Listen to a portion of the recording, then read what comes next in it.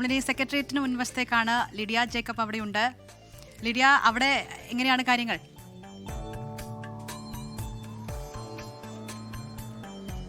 അനന്തപുരി അക്ഷരാർത്ഥത്തിൽ ഒരു ഭക്തിസാന്ദ്രമായിട്ടുള്ള അന്തരീക്ഷത്തിലേക്ക് മാറിക്കഴിഞ്ഞു എന്ന് വേണം പറയാൻ. ഞാനുള്ളത് സെക്രട്ടേറിയറ്റിന് മുന്നിലാണ്. വലിയ സമര പോരാട്ടങ്ങൾ നടക്കുന്ന, ദിനംപ്രതി നടക്കുന്ന ഒരു ഇടമാണ്. പക്ഷെ ഇന്ന് നമുക്ക് കാണാൻ സാധിക്കുന്നത് ഈ പൊങ്കാല അടുപ്പുകളാണ്. അതിങ്ങനെ നിരന്നു കഴിഞ്ഞു. സെക്രട്ടേറിയറ്റിന് ചുറ്റും ഈ പൊങ്കാല അടുപ്പുകൾ ഇങ്ങനെ നിരന്നു കഴിഞ്ഞു. ഈ അമ്മമാരും ചേച്ചിമാരും ഒക്കെ രാവിലെ തന്നെ എത്തി ഈ അടുപ്പുകളൊക്കെ കൂട്ടി ഈ പൊങ്കാല നിവേദിക്കാനുള്ള ഏറ്റവും അവസാനവട്ട ഒരുക്കത്തിലാണ്. ഒരുപാട് പേരുണ്ട്. വളരെ പുലർച്ചെ തന്നെ ഇങ്ങോട്ടേക്ക് എത്തി അടുപ്പുകളൊക്കെ കൂട്ടിയിട്ടുണ്ട്. ഈ വഴി മുഴുവനും ഇത്തരത്തിൽ അടുപ്പുകൾ ഇങ്ങനെ നിരന്നു കഴിഞ്ഞിട്ടുണ്ട്. ഇനി പണ്ടാരടുപ്പിലേക്ക് അഗ്നി പകരാനുള്ള ഒരു കാത്തിരിപ്പിലേക്കാണ്. ബാക്കി ഒരുക്കങ്ങളൊക്കെ ഏകദേശം പൂർത്തിയായിട്ടുണ്ട് എന്നുള്ളതാണ്. ഒരുപാട് അമ്മമാരും ചേച്ചിമാരും ഒക്കെ കേരളത്തിന്റെ വിവിധ ഭാഗങ്ങളിൽ നിന്ന്, ലോകത്തിന്റെ വിവിധ ഭാഗങ്ങളിൽ നിന്ന് ഈ അനന്തപുരിയിലേക്ക് എത്തുന്നു, അമ്മയുടെ അനുഗ്രഹത്തിനായി എത്തുന്നു എന്നുള്ളതാണ് ഏറ്റവും പ്രധാനപ്പെട്ട കാര്യം. ഓരോ വർഷം ചെല്ലുന്തോറും ഇതിങ്ങനെ കൂടിക്കൂടി വരികയാണ്. ആളുകളുടെ എണ്ണം കൂടിക്കൂടി വരികയാണ്. ഈ കുറച്ച് അമ്മമാരൊക്കെ ഏറ്റവും അവസാനമായിട്ട് ഒരുക്കത്തിലാണ്. ചേച്ചി, എവിടം വരെയായി ഒരുക്കങ്ങളെല്ലാം? പിന്നെ വയനയപ്പത്തിനും എല്ലാം റെഡിയാക്കി വെച്ച്, മണ്ടപ്പൂറ്റിനെ റെഡിയാക്കി വെച്ച് എല്ലാം വെച്ചിട്ട് ഇനിയിപ്പോൾ നമ്മൾ അമ്പലത്തിലോട്ടൊന്ന് പോകണം. അപ്പോൾ 10:30 ആകുമ്പോഴത്തേക്ക് കത്തിക്കണമല്ലോ. അപ്പോൾ അതിന് മുമ്പെല്ലാം റെഡിയാക്കി വെച്ചിട്ട് പോയാൽ നമുക്കൊരു ബുദ്ധിമുട്ടില്ലല്ലോ. ഇന്നലെ അമ്പലത്തിൽ പോയിട്ട് ദേവീനെ കണ്ടില്ലേ?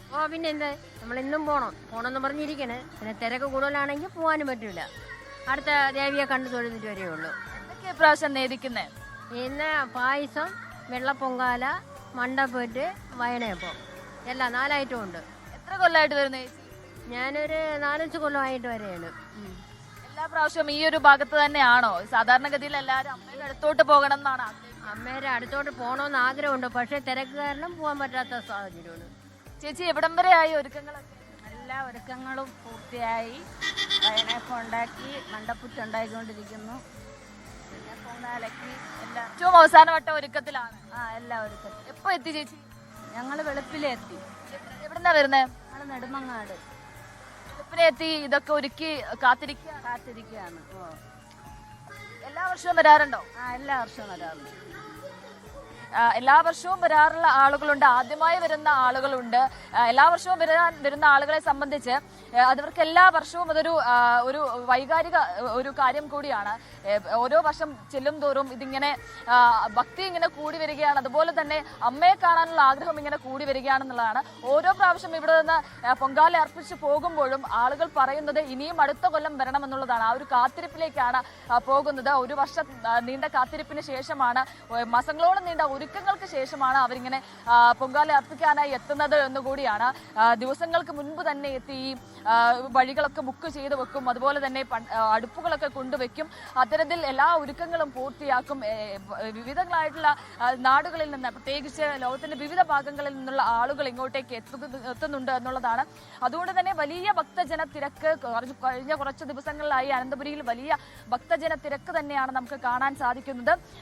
വലിയ സുരക്ഷാ ക്രമീകരണങ്ങൾ പോലീസിന്റെ ഭാഗത്ത് നിന്ന്, ജില്ലാ ഭരണകൂടത്തിന്റെ ഭാഗത്ത് നിന്ന് കൃത്യമായിട്ടുള്ള ക്രമീകരണങ്ങളും കാര്യങ്ങളും ഒക്കെ ഒരുക്കിയിട്ടുണ്ട്. പ്രത്യേകിച്ച് ഈ ഗതാഗത സംവിധാനങ്ങളും ഒപ്പം ഈ ആളുകൾക്ക് ഭക്ഷണവും വെള്ളവും അടക്കം എത്തിക്കേണ്ടതായിട്ടൊക്കെ ഉണ്ട്. അത് കൃത്യമായിട്ടുള്ള രീതിയിൽ ഏകോപിപ്പിക്കാനുള്ള ശ്രമങ്ങളും കാര്യങ്ങളും ഒക്കെ നടന്നു വരികയാണ്. ഇന്നലെയൊക്കെ ഈ നഗരത്തിന്റെ വിവിധ ഭാഗങ്ങളിലായി ഈ ഭക്ഷണവും വെള്ളവും ഒക്കെ എത്തിക്കുന്ന സന്നദ്ധ സംഘടനകളെ കണ്ടു, ജില്ലാ ഭരണകൂടത്തെ കണ്ടു.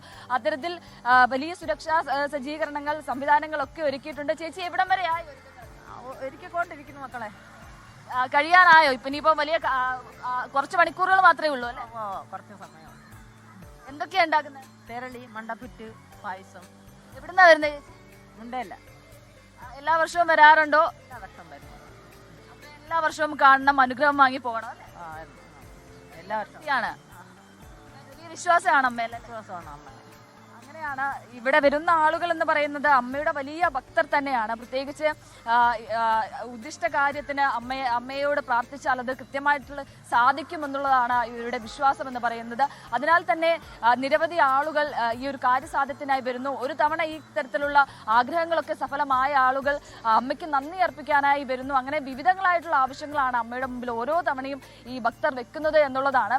എന്തായാലും വിളിച്ചാൽ വിളിപ്പുറത്തുള്ള അമ്മയാണ് എന്നുള്ളതാണ് വലിയ വിശ്വാസമാണ്. അത് തിരുവനന്തപുരത്തുകാർക്ക് മാത്രമല്ല, ഇത് അങ്ങ് വടക്കേ അറ്റത്തുള്ള കാസർഗോഡ് മുതൽ ഇങ്ങ് തിരുവനന്തപുരത്ത് വരെ ഇവിടെ വരെ ആളുകൾ അമ്മയുടെ ഭക്തരാണ്. അത് ആ വിശ്വാസം കൊണ്ട് ഇങ്ങോട്ടേക്ക് എത്തുന്നു എന്നുള്ളതാണ്. എല്ലാ വർഷവും മുടങ്ങാതെ ആളുകൾ എത്തുന്നു.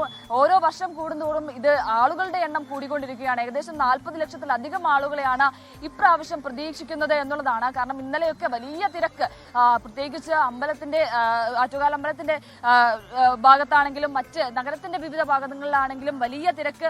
അനന്തപുരി ഉറങ്ങിയിട്ട് കുറെ ദിവസങ്ങളായി എന്ന് വേണം പറയാൻ. പ്രത്യേകിച്ച് രാത്രി മുഴുവനും നീണ്ടു നിൽക്കുന്ന ആഘോഷ പരിപാടികളും കാര്യങ്ങളും ഒക്കെ ഉണ്ടായിരുന്നു. അക്ഷരാർത്ഥത്തിൽ ഈ ഒരു പൊങ്കാല മഹോത്സവം വലിയ ആഘോഷമാക്കുകയാണ് തിരുവനന്തപുരത്തുകാർ. അവരോടൊപ്പം ചേർന്ന് മറ്റുള്ള ജില്ലകളിൽ നിന്ന് വരുന്ന ആളുകൾ, മറ്റുള്ള സംസ്ഥാനങ്ങളിൽ നിന്നുള്ള വരുന്ന ആളുകളൊക്കെ ഈ അക്ഷരാർത്ഥത്തിൽ ഈ ആഘോഷം ഒരു വലിയ ഉത്സവമായി കൊണ്ടാടുകയാണ് എന്നുള്ളതാണ്. തിരുവനന്തപുരത്തുകാരെ സംബന്ധിച്ചിടത്തോളം ഓണത്തെക്കാളും വിഷുവിനേക്കാളും ഒക്കെ അവർക്ക് ഏറ്റവും പ്രധാനപ്പെട്ടത് ഈ പൊങ്കാല മഹോത്സവം തന്നെയാണ്. അവർ അതിനേക്കാളൊക്കെ വലിയ രീതിയിൽ കൊണ്ടാടുന്ന ഒരു കാര്യം കൂടിയാണ്.